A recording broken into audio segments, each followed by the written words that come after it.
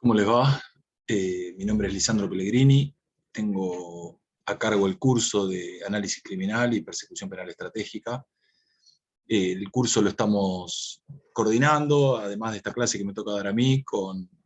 tres profesionales que me acompañan. Una es Agustina Rodríguez,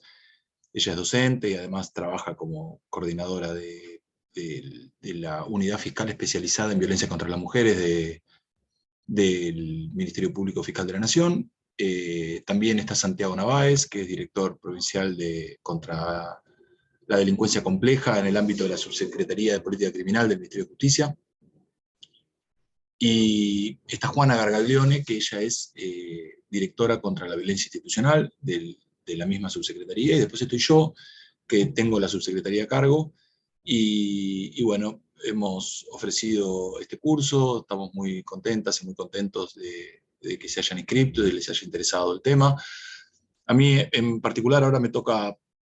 dar esta segunda clase de introducción a la política criminal, después de esa primera clase que espero hayan tenido la ocasión de ver, que la dio Alberto Binder, seguramente el precursor de las ideas que vamos a tratar de desarrollar a lo largo de este curso. Y un poco mi idea es tratar de complementar la primera clase de Alberto con algunas consideraciones para tratar de sentar un poco las bases de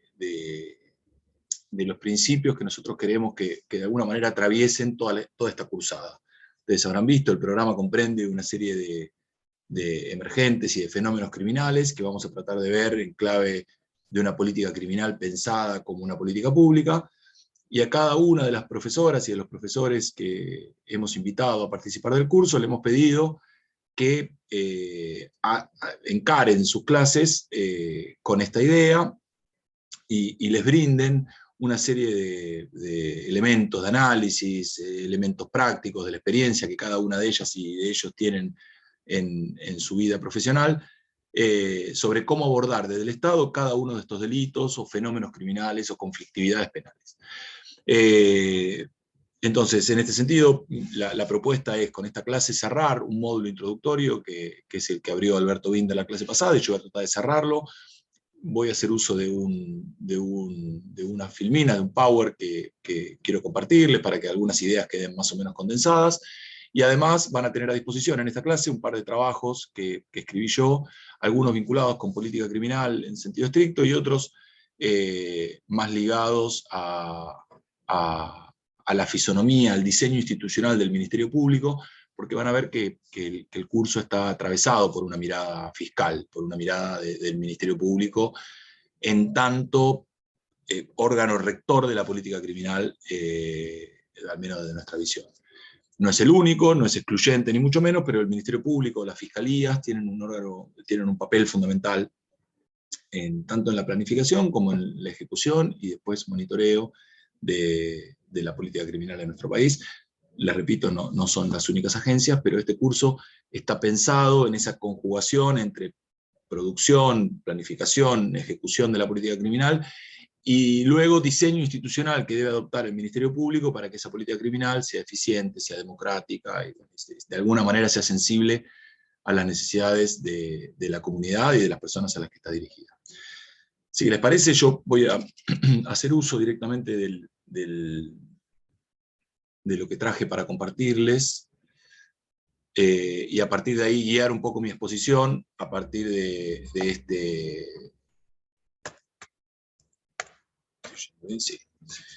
estas placas que tengo para que nos guíen. Bueno, la idea es tratar de desandar, cuando uno piensa en clave un poco histórica, cuál es el espacio que se le dio a la política criminal, esto lo han escuchado en la clase anterior de Alberto, van a ver que la política criminal estuvo históricamente circunscripta, arrinconada, les diría, a dos ámbitos de trabajo. Uno es a la actividad legislativa, y concretamente a la actividad legislativa penal. Se pensaba que era política criminal aquello que de alguna manera sostenía, fundaba la producción legislativa en materia penal en las legislaturas y parlamentos esta idea ligada a ese ámbito exclusivo de la política criminal es absolutamente reduccionista. pero está muy vinculada al segundo concepto, o al segundo espacio de desempeño que históricamente se le reconoció a la política criminal, que es esto que yo pongo en ese segundo punto, que es el sistema de responsabilidad penal. Y básicamente la dogmática desarrollada en torno al sistema de responsabilidad penal. Para mí en este punto, no todas las personas que hacen este curso son abogadas o abogados. En ese sentido, para mí es importante no hacer un detalle muy jurídico de lo que les digo. Simplemente sí me interesa contarles que la dogmática penal son una serie de desarrollos conceptuales. Se les suele graficar como edificios conceptuales, porque la idea es que a medida que uno va superando, o una va superando los análisis propios de un estamento de ese edificio conceptual, pasa al siguiente, al siguiente y al siguiente. Todo ese desarrollo dogmático del sistema de responsabilidad penal, digamos, del sistema a través del cual podemos decir que un hecho criminal, una acción penalmente reprimida, le es atribuible a una persona. Todas aquellas herramientas y dispositivos que tenemos para poder decir que un hecho le es atribuible a una persona, y que además de serle atribuible, le es reprochable, digo, tenemos algo para que echarle en cara por eso que hizo, que es básicamente el sistema de atribución de responsabilidad penal. Todos esos conceptos que rodean a ese edificio conceptual los conocemos como dogmática penal. En ese mundo, la política criminal suele estar ligada a aquellos límites que se le ponen al derecho, a la aplicación del derecho penal, del poder penal, de la violencia estatal que implica el poder penal. Entonces, a partir de estos conceptos ligados a la dogmática penal, la política criminal suele cumplir un rol de contenedora de probables desbordes del derecho penal. Entonces, así como es común encontrar a la política criminal ligada a principios de última ratio, de proporcionalidad del derecho penal, y demás principios que lo que tienden es a que el desarrollo del poder penal sea acorde a nuestro sistema de derechos y garantías constitucionales, y es en ese espacio donde se restringe el desenvolvimiento de la política criminal, al menos en esa noción tradicional, que es la que vamos a tratar de desandar en este curso, la que queremos desarticular en este curso, y pensar a la política criminal en un campo mucho más abierto, en un campo mucho más libre de las ataduras propias del sistema dogmático de la responsabilidad penal o del sistema de la actividad legislativa, porque vemos la necesidad de pensar a la política criminal como una política pública, y cuando hablamos de políticas públicas hablamos de todos aquellos recursos de un Estado que muchas veces comprenden a todos los poderes del Estado, que se encaminan a abordar un tema que despierta interés, preocupación, angustia de la comunidad. Entonces, de la misma manera que tenemos una política criminal en materia de educación, tenemos una política, perdónenme, del mismo modo que tenemos una política pública en materia de educación, una política pública en materia cultural, en materia monetaria y demás, tenemos una política pública que se encarga de organizar todos los recursos penales que tiene el Estado, de manera de que haya una intervención inteligente y estratégica sobre las distintas conflictividades que ocurren, y abordarlas de una manera transparente, y fundamentalmente eficiente y democrática. Cuando decimos democrática está muy ligada a la idea de transparencia, poder transparentar las razones que nos llevan a priorizar algunos conflictos respecto de otros, transparentar las prioridades que tenemos en las distintas herramientas con las que contamos para intervenir. Bueno, todas estas discusiones, que son amplísimas, son discusiones propias de las políticas públicas. Y si uno piensa en la política criminal encorsetada en la idea solo de la atribución de responsabilidad penal o de la actividad legislativa, nosotros no le estamos dando lugar a la posibilidad de pensar la política criminal en tanto política pública, y ese es un poco el eje de nuestro curso, y hacia allá queremos ir. Entonces, ¿qué ocurre? Acá la segunda parte de esta placa es cuáles son las consecuencias de pensar la política criminal de una manera dogmatizada, normativizada, así restringida, como yo le decía. En primer lugar, deja fuera las acciones y los dispositivos fundamentales de la política criminal, que son todos estos que yo les contaba. Si solo pensamos a la política criminal como una serie de principios que en el ámbito exclusivo de la dogmática penal tratan de contener el desarrollo del del poder punitivo del Estado, nos estamos dejando afuera del desarrollo de la política criminal una serie de acciones y de dispositivos fundamentales que tiene el Estado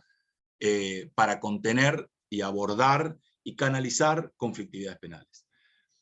Luego, otro de los problemas que tiene este concepto de política criminal tan restringida es que impidió históricamente el desarrollo, la emancipación de un saber, de una disciplina autónoma que permitiera desarrollar argumentalmente cómo usar las herramientas penales, cómo priorizar conflictos penales, todo esto que yo decía resumidamente y que vamos a ir viendo a lo largo de esta exposición y a lo largo del curso. Pero básicamente uno de los problemas que tuvo esta noción tan restringida de la política criminal fue impedir el nacimiento de un saber específico, de una disciplina que se encargue de darnos métodos, darnos discursos y darnos campo de análisis para planificar, ejecutar y después medir los resultados de nuestras distintas políticas que adoptamos en el ámbito de la política criminal. Otra de las consecuencias que tiene, y que es de las que queremos revertir, es que oculta la naturaleza, y acá yo pongo ideológica porque vamos a llegar un poco más adelante a esto, pero la idea es que cada vez que la política criminal se desenvuelve, porque cuando nosotros decimos que de alguna manera el concepto de la política criminal estuvo encorsetado, arrinconado, en esto que hablábamos de la dogmática penal y de la actividad legislativa, para poner algunos de los ejemplos, no es que a lo largo del tiempo en nuestro país no se tomaron decisiones de política criminal e incluso no se desarrolló política criminal. Claro que se hizo. El problema es que al no tenerla considerada como una política pública, al no tener un saber que transparente las razones que nos llevan a tomar una determinada decisión y las consecuencias de esa decisión, suelen colarse detrás de esa opacidad en la aplicación de la política criminal, actitudes, decisiones y demás, que son básicamente, además de arbitrarias, propias de regímenes poco democráticos, ¿no? Son arbitrarias y muchas veces sí, poco democráticas, esto quiero decir, poco democráticas en la medida que esconden la naturaleza de las decisiones que se toman. La razón por la que yo tomo una determinada decisión vinculada a por qué aumento una pena frente a un determinado delito, por qué decido que un crimen deje de ser escarcelable, más allá de los problemas técnicos que tiene hablar en estos términos. Si yo tomo la decisión de pasar a elevar la tasa de prisionización respecto a determinadas conductas y una serie, y yo no fundo cuáles son las razones por las que tomo estas decisiones, y yo después me desentiendo de las consecuencias de esa decisión, yo seguramente esté tomando no solo una decisión arbitraria, sino que son decisiones que esconden en la mayoría de los casos prejuicios y son decisiones poco razonadas, y es un poco lo que vamos a tratar de desandar en este curso, tal como decíamos al principio. Y como última consecuencia fundamental de esa noción de política criminal está la idea de que desarrollamos políticas ineficaces. En general, cuando nosotros no abrimos el ámbito de la política criminal a la posibilidad de discutir las razones que nos llevan a actuar y las consecuencias de nuestros actos, lo que solemos tener son actos ineficaces que no conforman a los destinatarios o a las destinatarias de esas políticas. Así que esta es un poco la presentación de cuáles son los problemas de ese concepto de política criminal tradicional, circunscripta, ya sea tanto a la actividad legislativa como a la dogmática penal. Y acá vuelvo a esta idea de bueno, pensar la política criminal en tanto política pública. Hay fundamentalmente un argumento democrático para hacerlo, que es el que recién les decía, es pensar cuáles son las razones que nos llevan a actuar de una determinada manera, transparentarlas, discutirlas, que estén expuestas al escrutinio de la comunidad, de por qué yo he decidido priorizar esta conflictividad respecto de esta, por qué voy a abordar esta con estas herramientas y esta con estas herramientas. Eso tiene que ser parte del debate público, incluso la comunidad debería involucrarse tanto en la elaboración como en la ejecución de la política criminal. Y luego está el argumento eficientista, si se quiere, que tiene que ver con esto de que el problema que tenemos de una política criminal reiterada, que repite recetas tan ineficaces como viejas, y que no está logrando dar con los resultados que buscamos. De alguna manera, entonces, la idea es avanzar desde esa intuición que hoy mueve la política criminal, a esos prejuicios que mueven decisiones de política criminal, que muchas veces solo están respaldadas en inercias burocráticas propias de las agencias que intervienen. Ustedes piensen que en la política criminal intervienen fundamentalmente la agencia policial, bueno, los ministerios públicos, las fiscalías. Esos entramados burocráticos tienen inercias burocráticas que repiten y además sus propias ideologías, que son ideologías propias de las burocracias, que lo que hacen es, además de obturar la discusión sobre esos temas, en general producen esos resultados ineficaces que son a los que recién hacíamos alusión. Entonces la idea es pasar de ese escenario a un escenario de planificación y ejecución y monitoreo de una política criminal en tanto política pública. Para llegar a este punto nosotros deberíamos decir que hay una política más general que la política criminal, siempre dentro de las políticas públicas, que podríamos llamar política de gestión de la conflictividad. Cuando hablamos de política de gestión de la conflictividad, hablamos de una política cuyo objetivo es, en primer lugar, permitir el desarrollo de la conflictividad en el marco social, ¿no? La idea que subyace a este concepto es que no hay que negar, no hay que tratar de que los conflictos no se sucedan, lo que hay que tratar es de actuar sobre los conflictos para evitar que los conflictos, en el marco de los conflictos se desenvuelvan violencias altamente lesivas, pero es una teoría que cree en los conflictos como motor de nuestra sociedad. Lo que hay que evitar en todo caso es la violencia y el abuso de poder como formas de resolución de esos conflictos. Entonces, esa política de gestión de la conflictividad comprende distintos niveles de intervención del Estado, que está la prevención por un lado, la disuasión y la reactivación. Sobre esto habrán escuchado a Alberto Binder en la clase pasada desarrollarse, y está caracterizada, asignada de alguna manera por una participación creciente del Estado en la medida que se avanza en su fase de injerencia. Quiero decir, la fase reactiva del Estado es la que tiene una mayor presencia, en la prevención una menor. En ese contexto general de la política de gestión de la conflictividad, la política criminal constituye, por un lado, el campo de intervención de la política de gestión de la conflictividad, donde se organizan los instrumentos penales, los instrumentos punitivos, ¿no? Las herramientas con las que el Estado ejerce el poder penal, para intervenir sobre un conflicto con miras, naturalmente, a mitigarlo o, si se puede, erradicarlo. Pero también es parte de la política criminal todas las instancias, el resto de las herramientas con las que cuenta el Estado,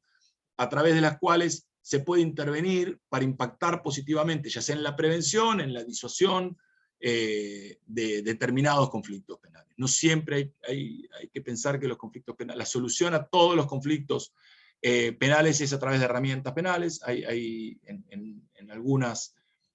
conflictividades, naturalmente, que no tienen mayor lesividad. Está probado que se logra mayor eficacia interviniendo con recursos no penales, en algunos casos, o por lo menos con la conjugación de recursos penales y no penales, y eso no deja de ser parte de la política criminal. Cuando uno piensa en, tratemos de seguir, ¿no?, en esto mismo que estábamos hablando, y de la idea de la política criminal, en esa noción tan restringida, y cuando hablamos de la necesidad de salir de esa noción restringida para abrir la política criminal a los elementos y a los análisis propios de las políticas públicas, hay ejemplos que sinceramente se nos presentan y nos demuestran la necesidad que tiene la política criminal de ser planificada y de empezar a tomar nota y hacerse cargo de las consecuencias que importan determinadas decisiones de política criminal. En ese sentido, hay uno de los aspectos palmarios, donde se expresan todos los resultados de la política criminal, que tiene que ver con la superpoblación carcelaria. Ustedes saben que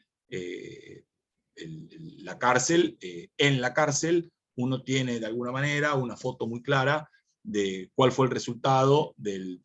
desarrollo del poder penal de una determinada comunidad. Pues, si nosotros, por ejemplo, tomáramos simplemente las cárceles, la realidad carcelaria argentina y bonaerense, vamos a tener un ejemplo de esto que hablamos, de la necesidad de que la política criminal empiece a ser planificada, empiece a transparentar sus objetivos y sus modos de intervención, para luego analizar sus consecuencias y si los resultados buscados fueron los obtenidos. Acá hay algunas referencias, como por ejemplo que la población privada de la libertad en Argentina en los últimos 20 años creció un 150%. Hay un fenómeno, hubo un fenómeno creciente a nivel mundial del desarrollo del poder penal, hubo, sobre todo en el mundo occidente, en la década del 90 y los primeros 2000, una tendencia al encarcelamiento, a la prisonización, fenómeno que en algunos lugares de Europa y hasta en Estados Unidos en los últimos años comenzó a revertirse. No es así en el caso de Argentina, pero el dato que les quiero traer ahora va por otro lado. Al menos esto tiene que ver con que en los últimos 20 años la población privada de la libertad en Argentina creció un 150%, pero en la provincia de Buenos Aires en el mismo periodo creció un 250%. Tanto es así que hoy son más o menos 310 personas cada 100.000 habitantes las que se encuentran privadas de la libertad en la provincia de Buenos Aires. Sin embargo, en Argentina, esa tasa, que es de 310 en la provincia de Buenos Aires, es de 230 personas, pero si a esa tasa le descontamos la provincia de Buenos Aires, baja a 170. ¿Qué quiere decir esto? Que la provincia de Buenos Aires tiene una tasa de prisionización, esto es, encarcela casi un 70% más que el promedio nacional, ¿sí? Y sin embargo, si ustedes vieran en alguna de las clases, sobre todo en alguno de los encuentros sincrónicos que por ahí le vamos a proponer hacer, y compartimos algunos números vinculados a las tasas criminales, ustedes van a ver que las tasas criminales se muestran muy estables hace muchos años en Argentina. La tasa de homicidios, que es probablemente la que más se usa como referencia, hace cerca de 10 años que está estable, incluso con alguna tendencia a la baja. Y sin embargo, si bien la tasa de homicidios se mantiene estable, la tasa de crecimiento de población privada de la libertad no para de crecer. Y la pregunta es, ¿cuál es la planificación que subyace a esa decisión de aumentar así la tasa de prisionización, de encarcelamiento en la provincia de Buenos Aires? Es probable que no haya una planificación que explique ese desenvolvimiento, y entonces nuevamente ahí lo que tenemos es ver cómo esa ideología que hablábamos, vinculada a la arbitrariedad y a los prejuicios, es la que se cuela detrás de esa falta de planificación. De alguna manera, la falta de planificación es funcional a ideologías claramente basadas en prejuicios y que reproducen sesgos claramente discriminatorios que trataremos de ir visibilizando a lo largo de este curso. Bueno, la idea entonces es, cuando uno piensa en la política criminal como una política pública, lo que da lugar también es a esto que habíamos dicho antes, que está obturado con la otra noción de política criminal, que es al desarrollo de un saber, de una disciplina, de un campo de estudio, de análisis, que le podríamos decir análisis político-criminal, y así lo van a ver en varios lugares, ¿no? Que el análisis político-criminal es ese campo en el cual hacemos consideraciones de orden político-criminal, y tratamos de construir un método de análisis fundamentalmente para planificar, ejecutar y monitorear luego las decisiones de política criminal. Ese es el primer punto que les marcaba ahí. El análisis político-criminal abre la discusión sobre el ejercicio del poder penal, explica sus intervenciones a partir de evidencia empírica y evita la toma de decisiones sobre bases autoritarias, estos prejuicios,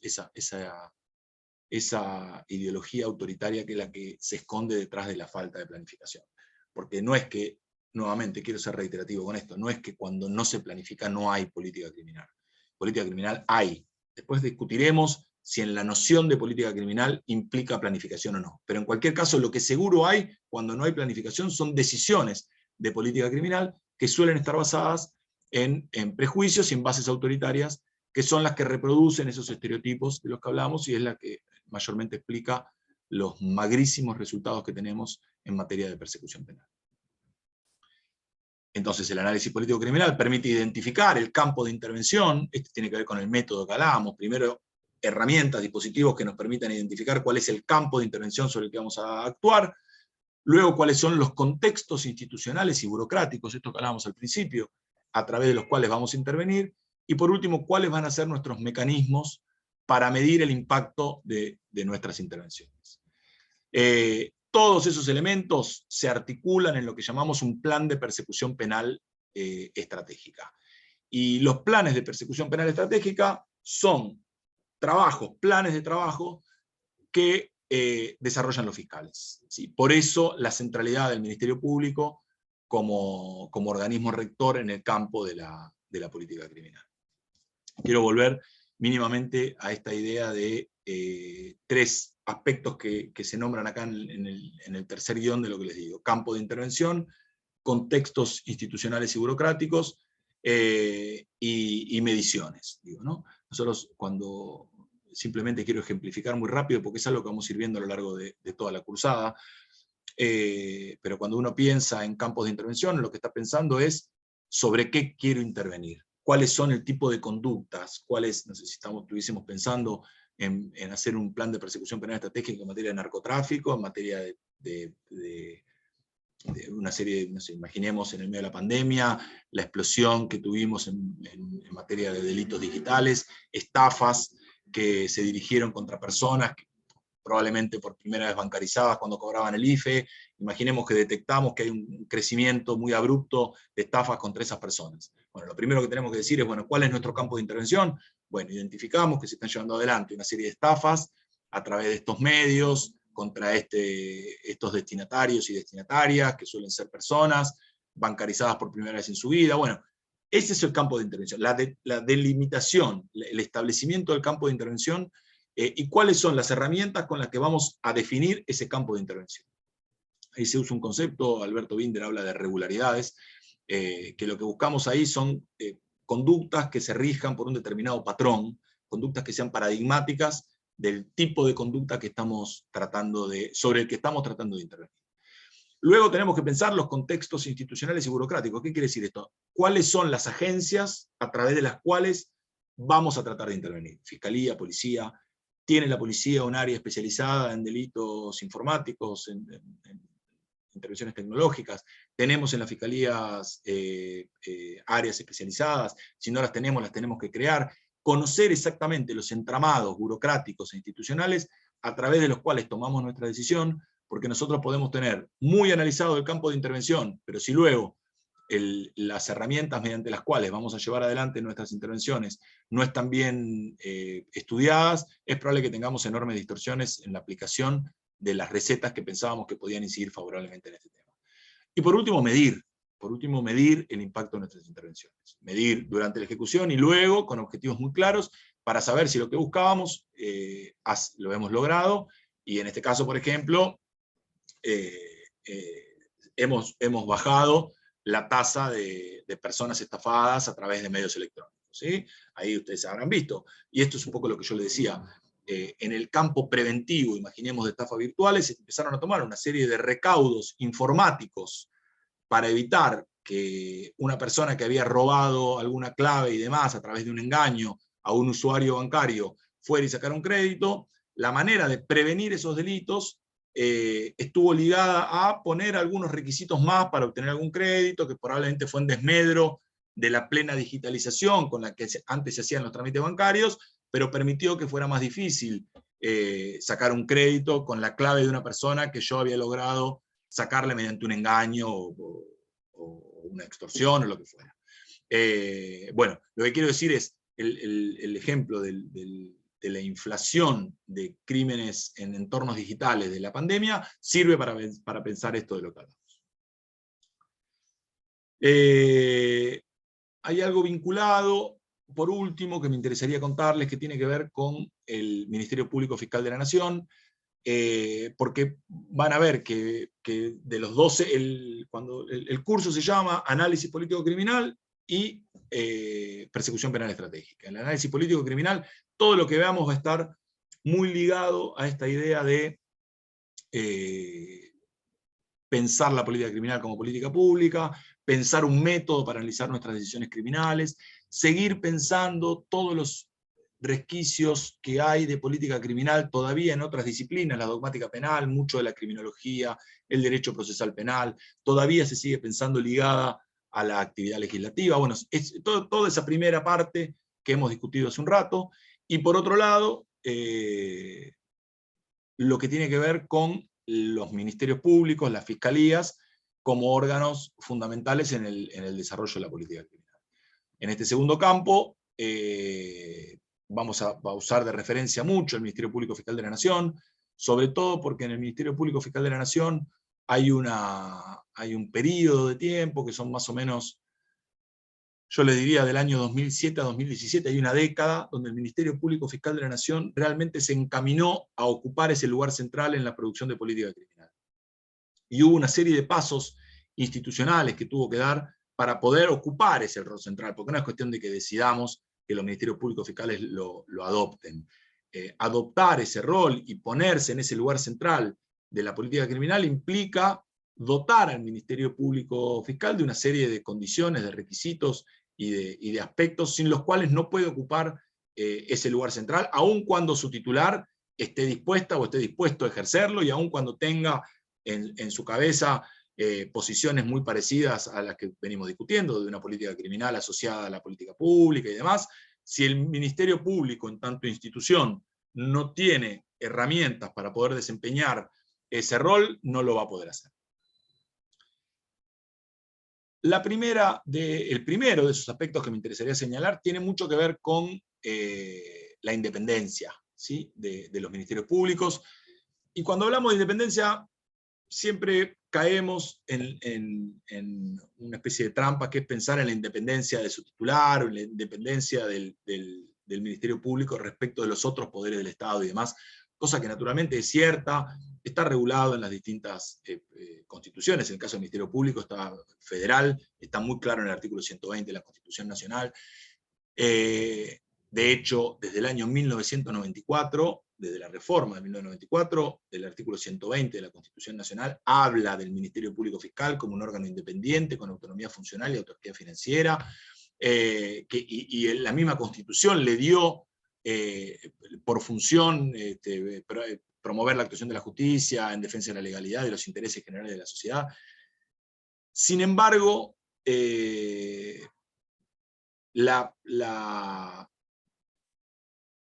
esa independencia proclamada en la Constitución y demás no le brindaba el grado de autonomía que un Ministerio Público necesita como para ocupar el lugar central en el ámbito de la política criminal que hablábamos, porque evidentemente la autonomía se juega en otros ámbitos a los que vamos a llegar. Y acá yo simplemente le transcribí lo que hace a la independencia, si se quiere, orgánica, ¿no? Entonces ahí, en 1994 se puso esto de la independencia, la autonomía funcional, la autarquía financiera, una función muy clara. Se previó que su titular sea designado por el acuerdo del Senado con las 2/3 partes de sus miembros, que la remoción sea por juicio político. Y sin embargo, todos esos requisitos no permitieron que, por lo menos en materia de política criminal, el Ministerio Público se emancipara, se autonomizara realmente del Poder Ejecutivo y del Poder Judicial. Porque el tiempo nos demostró que la autonomía, por lo menos en materia de política criminal, pasaba por otro lado. Nuevamente, no estoy desmereciendo estos requisitos, son fundamentales, pero el tiempo nos demostró que son requisitos fundamentales en términos de dependencia, autonomía orgánica, no así en autonomía funcional respecto de la producción de política criminal. Y así fue como me interesa marcar algunos hitos en el desarrollo institucional, que va del año 2007 a 2017, es una década. Hubo un procurador y una procuradora a cargo del Ministerio Público en ese tiempo, estuvo el doctor Rí, la doctora Alejandra Gil Carbó, y hubo cierta continuidad en un proceso de autonomía funcional, autonomía fundamentalmente basada en la producción de información, que permitió que el Ministerio Público Fiscal hoy, con un montón de problemas, ustedes estarán al tanto de las cosas que pasan, pero sin embargo el Ministerio Público Fiscal se mostró por primera vez, después de probablemente en toda su historia, como un organismo capaz de ocupar un rol central en la política criminal, por lo menos federal, de nuestro país en ese periodo. Yo me quedo fundamentalmente con la idea de la producción de la información, esto que hablábamos recién. El desarrollo de la política criminal, en tanto política pública, el desarrollo de la política criminal autónoma, eficiente, democrática, y con todos los requisitos que venimos viendo, le está vedado al Ministerio Público si el Ministerio Público no tiene capaz de producir su propia información. Si el Ministerio Público necesita para funcionar la información que le da la policía, o la información que le llega del Poder Judicial, el Ministerio Público no va a poder más que procesar esa información que ya llega con el sesgo propio de la agencia que la produce. El primer clic necesario para que el Ministerio Público se pueda erigir en ese lugar es la producción autónoma de información, y ahí se juega su verdadera autonomía. Esa información lo que le permite es la identificación estratégica de los casos de interés. Ese proceso de priorización que hablamos al principio, donde decíamos cuáles son las conflictividades que vamos a priorizar y cuáles son los modos de intervención que vamos a escoger para cada uno de esos casos, son cosas que se pueden hacer solo en la medida en que el Ministerio Público cuente con información para poder hacer ese trabajo de priorización y de selección. Les pongo como un punto específico el proceso de juzgamiento de los crímenes de lesa humanidad. Vamos a tener una clase donde vamos a hablar de eso en particular, pero el proceso de juzgamiento de los crímenes de lesa humanidad es un proceso que, si bien tiene sus particularidades, porque es un proceso que se empezó a llevar adelante cuando los crímenes habían cesado, naturalmente salvo algunos delitos de apropiación de menores que se seguían ejecutando, en la medida que no conociéramos la identidad de esas personas, se siguen ejecutando. El resto de los delitos son delitos que ocurrieron en un determinado momento con una estructura estatal definida, cosa que suele ser distinta en los casos de política criminal cotidianos, pero más allá de eso, hubo un cierto ordenamiento de los recursos del Estado, una planificación y un monitoreo de sus resultados que realmente permitió no solo que nuestro país sea señero a nivel mundial en el proceso de juzgamiento de crímenes internacionales, sino que permitió poner objetivos, cumplirlos, modificar acciones en la medida que se desarrollaban cuando se veía que se desviaban del objetivo dispuesto, y una serie de aspectos tuvo ese proceso que vale la pena traer a colación para, siendo conscientes de las diferencias que tiene el proceso, poder trasladarlos a otros ámbitos de intervención penal del Estado. Por último, nos va a interesar resaltar esta idea de la creación de fiscalías especializadas, órganos especializados y órganos de apoyo, jugar con esta idea de